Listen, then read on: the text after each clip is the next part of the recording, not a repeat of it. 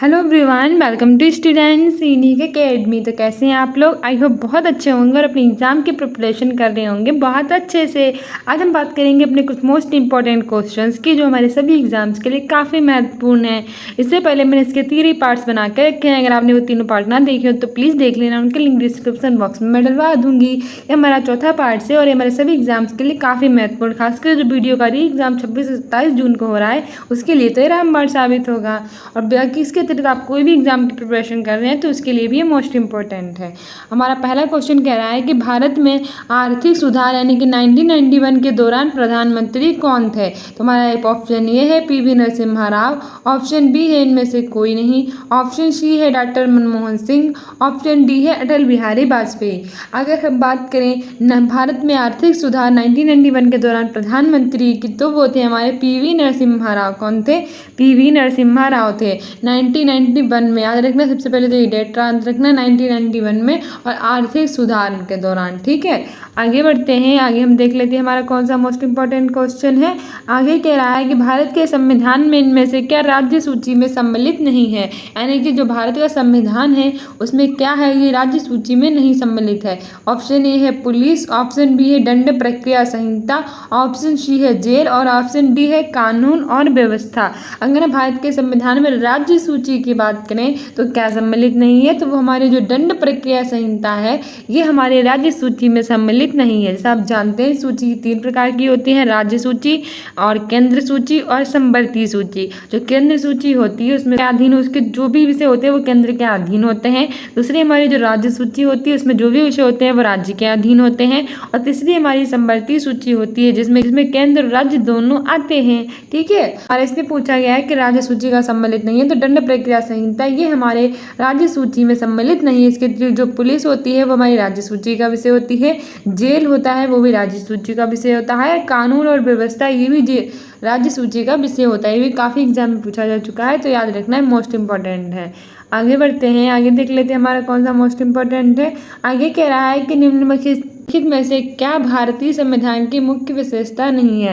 यानी कि इन 4 ऑप्शन में से कौन सा ऐसा ऑप्शन है जो भारतीय संविधान की मुख्य विशेषता नहीं है? ऑप्शन ए है अर्धसंघीय संरचना, ऑप्शन बी है लिखित संविधान और संविधान की सर्वोच्चता, ऑप्शन सी है शक्तियों का वितरण और ऑप्शन डी है प्रतिबद्ध न्यायतंत्र। यानी कि क्या भारतीय संविधान की मुख्य विशेषता नहीं है? अर्धसंघीय संरचना होगा, लिखित संविधान और संविधान की सर्वोच्चता होगी, शक्तियों का वितरण होगा कि प्रतिबद्ध न्यायतंत्र। तो हमारे भारतीय संविधान की विशेषता जो है वो प्रतिबद्ध न्यायतंत्र नहीं है। ठीक है, अर्धसंघीय संरचना ये भी हमारे भारतीय संविधान की विशेषता है, लिखित संविधान है हमारे भारत का और भारत का संविधान सबसे बड़ा लिखित संविधान है, और संविधान में सर्वोच्चता ये भी हमारी विशेषता है और शक्तियों का वितरण ये भी हमारी विशेषता है। लेकिन प्रतिबद्ध न्यायतंत्र की हमारी विशेषता नहीं है संविधान की। आगे बढ़ते हैं, देख लेते हैं आगे कौन सा मोस्ट इंपॉर्टेंट क्वेश्चन है। आगे हमारे है कि निम्न में से क्या भारतीय नागरिकों को आर्थिक न्याय प्रदान करता है? यानी कि 4 ऑप्शन दिए गए, इनमें से क्या भारतीय नागरिकों को आर्थिक न्याय प्रदान करता है? ऑप्शन ए मौलिक अधिकार, ऑप्शन बी इनमें से कोई नहीं, ऑप्शन सी राजनीति के निर्देशक सिद्धांत, ऑप्शन डी है मौलिक कर्तव्य। तो भारतीय नागरिकों को आर्थिक न्याय क्या प्रदान करता है? तो हमारे सही ऑप्शन हो जाएगा ऑप्शन सी, यानी राजनीति के निर्देशक सिद्धांत हैं वो भारतीय नागरिकों को आर्थिक न्याय प्रदान करते हैं। और अगर हम बात करें मौलिक अधिकार की तो मौलिक अधिकार हमारे अमेरिका से दिया गया है और भाग 3 में आता है और आर्टिकल जो है से लेकर 35 तक जो है वो मौलिक अधिकार से संबंधित है। अब यही बात करें अगर मौलिक कर्तव्य की तो मौलिक जो कर्तव्य हैं वो यूएसएसआर यानी कि जो आपका सोवियत संघ यानी कि जो रूसिया है उससे लिया गए हैं, और मौलिक जो कर्तव्य वो 51 के ए में आते हैं। हम आपको बता दें कि मौलिक कर्तव्य हमारे भारत के संविधान में स्टार्टिंग से नहीं थे। जब 42वां संविधान संशोधन 1976 के द्वारा जो मौलिक कर्तव्य है वो जोड़े गए थे। ठीक है, और ये रसिया से लिए गए हैं, याद रखना, और ये 51 के ए आर्टिकल में आते हैं। आगे हमारा है राजनीति के निर्देशक सिद्धांत, जो कि भारतीय नागरिकों को आर्थिक न्याय प्रदान करता है, जो कि हमारा सही आंसर होगा। और जो नीति निर्देशक सिद्धांतों की अगर हम बात करें तो वो आयरलैंड से लिए गए हैं। और अगर वहीं काफ़ी एग्जाम में पूछ लेता है कि नीति निर्देशक सिद्धांतों को हमने आयरलैंड से लिया है, परंतु आयरलैंड ने कहाँ से लिया है? तो हमारा सही ऑप्शन हो जाएगा स्पेन। आयरलैंड ने जो नीति निर्देशक राज्य की नीति के निर्देशक सिद्धांत थे वो स्पेन से लिए गए गए हैं और हमने आयरलैंड से लिए हैं। ठीक है, और ये हमारे कहाँ से है, कहाँ तक है, ये हमारे 36 से लेकर 91 तक हैं और हमारे भाग 4 के अंतर्गत आते हैं। इसकी व्याख्या मोस्ट इम्पॉर्टेंट याद रखना। आगे बढ़ते हैं। आगे हमसे कह रहा है कि भारतीय संविधान का कौन सा अनुच्छेद राज्य सरकारों को ग्राम पंचायतों के आयोजन के लिए निर्देशित करता है। यानी कि संविधान का कौन सा अनुच्छेद है जो राज्य सरकारों को ग्राम पंचायतों के आयोजन के लिए निर्देशित करता है। ऑप्शन ए है अनुच्छेद 38, ऑप्शन बी है अनुच्छेद 46, ऑप्शन सी है अनुच्छेद 44 और ऑप्शन डी है अनुच्छेद 40। अगर हम बात करें राज्य सरकारों के ग्राम पंचायतों के आयोजन की, तो हमारा ऑप्शन डी सही हो जाएगा, अनुच्छेद 40। ठीक है, और ये हमारे किससे संबंधित है, राजनीति के निर्देशक सिद्धांत जो कि 36 से 51 तक दिए गए हैं। आगे बढ़ते हैं, देख लेते हैं हमारा कौन सा मोस्ट इम्पोर्टेंट है। आगे हमारा है कि त्रिस्तरीय पंचायती राज व्यवस्था का विचार किसने रखा था। यानी कि हमारी जो त्रिस्तरीय पंचायती राज थी, इस व्यवस्था का विचार सर्वप्रथम किसने रखा था। ऑप्शन ए है बलवंत राय मेहता कमेटी, ऑप्शन बी है इनमें से कोई नहीं, ऑप्शन सी है रॉयल कमीशन, ऑप्शन डी है अशोक मेहता कमेटी। ठीक है, तो हमारा अगर बात करें त्रिस्तरीय पंचायती राज व्यवस्था की, तो ये मोस्ट इंपॉर्टेंट है, काफी एग्जाम में पूछा भी जा चुका है। तो त्रिस्तरीय पंचायती राज व्यवस्था का विचार किसने रखा था, तो बलवंत राय मेहता कमेटी ने रखा था। ठीक है, ग्राम पंचायत, पंचायती समिति और जिला पंचायत की बात कही थी और अशोक मेहता समिति और 2 स्तरीय पंचायती कमेटी की बात कही थी। ठीक है, आगे बढ़ते हैं, आगे देख लेते हैं हमारा कौन सा मोस्ट इम्पोर्टेंट है। आगे कह रहा है कि कर्कट जनक रसायन से होता है, यानी कि जो कर्कट जनक रसायन है उससे क्या होता है। ऑप्शन ए है हृदय रोग, ऑप्शन बी है दमा की अस्थमा, ऑप्शन सी है कैंसर की, ऑप्शन डी है मधुमेह। अगर हम बात करें कर्कट जनक रसायन की, तो उससे हमारा जो कैंसर है ये होता है, ऑप्शन सी सही हो जाएगा, कैंसर से, कर्कट जनक रसायन से कैंसर होता है। वही अगर हम बात करें कैंसर की, तो 4 फरवरी को कैंसर डे भी मनाया जाता है, मोस्ट इंपॉर्टेंट याद रखना। और मैंने सारे इंपॉर्टेंट डेज की वीडियो डालती हूँ, और आपने ना देखा तो आके देख लीजिएगा, सारे शॉर्ट्स पड़े हुए हैं, इसमें इंपॉर्टेंट डेज के सारे वीडियोस पड़े हुए हैं जो कि आपके एग्जाम के लिए मोस्ट इंपॉर्टेंट हैं। और आपका जो इंपॉर्टेंट डेज वाला चैप्टर भी है आपके वीडियो के लिए एग्जाम में, तो उसके लिए भी आप वो वीडियोस देख सकते हैं। इसके जितने भी शॉर्ट्स हैं वो आपके एग्जाम के लिए मोस्ट इंपॉर्टेंट हैं, तो सारे देख डालिएगा, 1-1 मिनट के हैं, पर आपके एग्जाम के लिए बहुत हेल्पफुल होंगे। आगे बढ़ते हैं, आगे हमारे देख लेते हैं कौन सा मोस्ट इम्पॉर्टेंट है। आगे कह रहा है कि त्वचा की ऊपरी सतह क्या कहलाती है, यानी कि हमारी जो त्वचा की ऊपरी सतह क्या कहलाती है। हमारा ऑप्शन ये है अंतःचर्म एंडोडर्मिस, ऑप्शन बी है विशिष्ट चर्म स्पेशियल डर्मिस, ऑप्शन सी है चर्म यानी कि डर्मिस, ऑप्शन डी है अधिचर्म यानी कि एपिडर्मिस। और हमारा सही ऑप्शन हो जाएगा अधिचर्म यानी कि एपिडर्मिस। ऑप्शन डी हमारा सही हो जाएगा कि त्वचा की ऊपरी सतह जो है वो अधिचर्म यानी कि एपिडर्मिस कहलाती है। आगे बढ़ते हैं, आगे देख लेते हैं हमारा कौन सा मोस्ट इंपॉर्टेंट क्वेश्चन है। आगे हमारे है कि बिजली का प्रवाह सर्किट में कब होता है, यानी कि जो बिजली होती है, यानी कि जो लाइट होती है उसका प्रवाह सर्किट में कब होता है।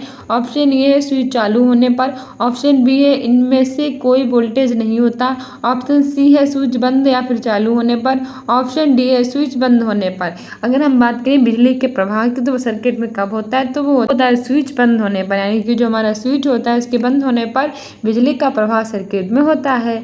आगे बढ़ते हैं, आगे देख लेते हैं हमारा कौन सा मोस्ट इंपॉर्टेंट है। आगे कह रहा है कि प्रतिरोध का एसआई इकाई क्या है, यानी कि जो प्रतिरोध है उसकी एसआई इकाई क्या है। ऑप्शन ये है फेराडे, ऑप्शन बी है एम्पियर, ऑप्शन सी है वोल्ट, ऑप्शन डी है ओम। अगर हम बात करें प्रतिरोध की, तो इसकी एसआई इकाई क्या होती है, तो हमारा ऑप्शन डी सही हो जाएगा, ओम जो होता है वो प्रतिरोध की एसआई इकाई होती है। आगे बढ़ते हैं, आगे देख लेते हैं हमारा कौन सा मोस्ट इंपॉर्टेंट है। आगे कह रहा है कि नींबू का खट्टा स्वाद इनमें से किसकी उपस्थिति के कारण होता है। मोस्ट इंपॉर्टेंट है, काफ़ी एग्जाम में पूछा जा चुका है। अगर हम बात करें नींबू के खट्टे स्वाद की, किसकी उपस्थिति के कारण होता है। ऑप्शन ये है साइट्रिक अम्ल, ऑप्शन बी है फॉर्मिक अम्ल, ऑप्शन सी है ऑक्सैलिक अम्ल, ऑप्शन डी है एसिटिक अम्ल। अगर हम बात करें नींबू के खट्टे स्वाद की, तो वो किसकी उपस्थिति के कारण होता है, तो वो होता है साइट्रिक अम्ल की उपस्थिति के कारण, यानी कि हमारा ऑप्शन ये सही हो जाएगा साइट्रिक अम्ल। वही जो हमारा फार्मिक अम्ल है, याद रखना ये चींटी में होता है। फार्मिक अम्ल किसमें होता है, चींटी में।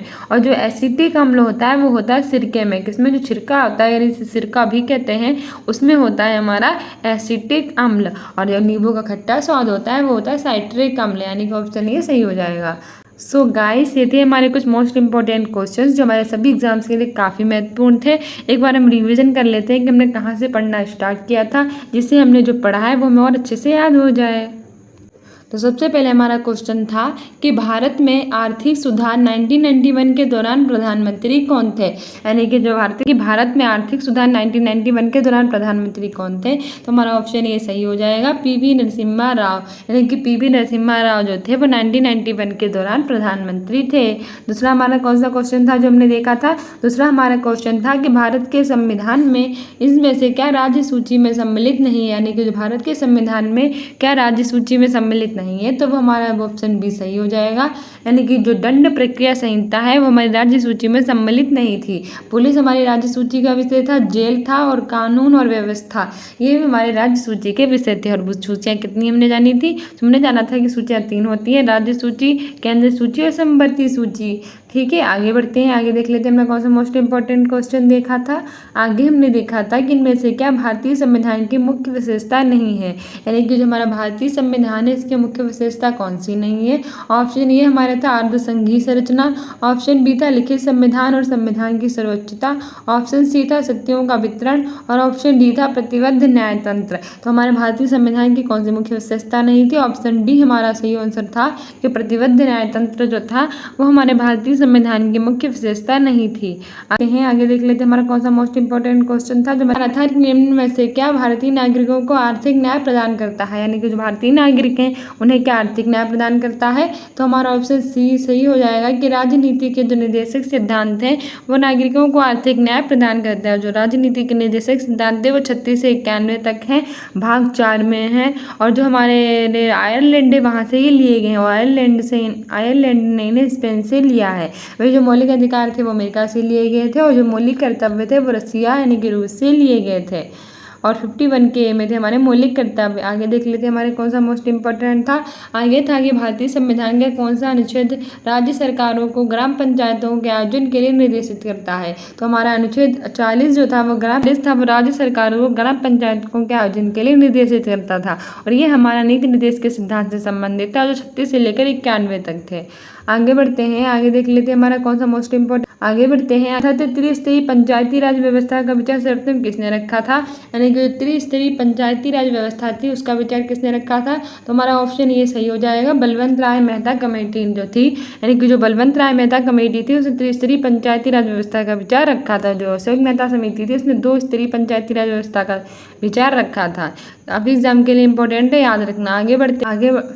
आगे हमारे क्वेश्चन था कि कर्कट जन्य रसायन से होता है। यानी कि जो कर्कट जन्य रसायन है तो इससे क्या होता है, हमने देखा था कि कर्कट जन्य रसायन से हमारा जो कैंसर है वो होता था। वहीं जो कैंसर है इस 4 फरवरी को विकसित जो कैंसर था वो 4 फरवरी को मनाया जाता था। हमारे वीडियो के एग्जाम में इंपॉर्टेंट डेज से भी पूछे जाते हैं क्वेश्चन, इसके मैंने ऑलरेडी वीडियो बना के रखे हैं हमारे सभी इंपॉर्टेंट डेज के। अगर आपने ना देखे हो तो अपने एग्जाम के लिए मोस्ट इंपॉर्टेंट है, प्लीज़ देख लीजिएगा।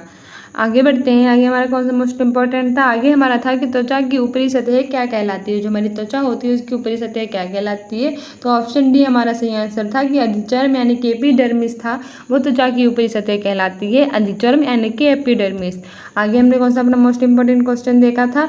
आगे हमारे था कि बिजली का प्रवाह सर्किट में कब होता है। यानी कि जो लाइट होती है उसका प्रवाह सर्किट में कब होता है। तो हमारा ऑप्शन डी सही था कि स्विच बंद होने पर बिजली का प्रवाह सर्किट में होता है। आगे हम देख लेते हमने क्या देखा था। आगे हमारा मोस्ट इंपॉर्टेंट क्वेश्चन था कि प्रतिरोध की एसआई इकाई क्या है। तो हमारा जो प्रतिरोध था उसकी एसआई इकाई थी ओम। यानी ऑप्शन डी सही हो जाएगा, जो ओम था वो प्रतिरोध की एसआई इकाई थी। आगे हमारा कौन सा मोस्ट इम्पोर्टेंट था कि नींबू का खट्टा स्वाद इनमें से किसकी उपस्थिति के कारण होता है। जो नींबू होता है उसका खट्टा स्वाद किसकी उपस्थिति के कारण होता है। तो हमारा ऑप्शन ही सही हो जाएगा कि साइट्रिक अम्ल होता है उसकी उपस्थिति के कारण नींबू में खट्टा स्वाद होता है। चींटी होती है उसमें फार्मिक अम्ल पाया जाता है, और जो एसिटिक अम्ल होता है वो छिड़के में पाया जाता है। ठीक है, सो गाइस ये थे हमारे कुछ मोस्ट इंपॉर्टेंट क्वेश्चंस जो हमारे सभी एग्जाम्स के लिए काफ़ी महत्वपूर्ण थे। अगर आप किसी भी एग्जाम की प्रिपरेशन कर रहे हैं तो उसके लिए रामबाण साबित होंगे। इससे पहले मैंने इसके 3 वीडियोस बना के रखे हैं, अगर आपने ना देखे हो तो प्लीज़ वो सारे वीडियोस देख लीजिएगा। I hope you like this video. If you like it then like, subscribe and share, and we continue with next video. Thank you, bye.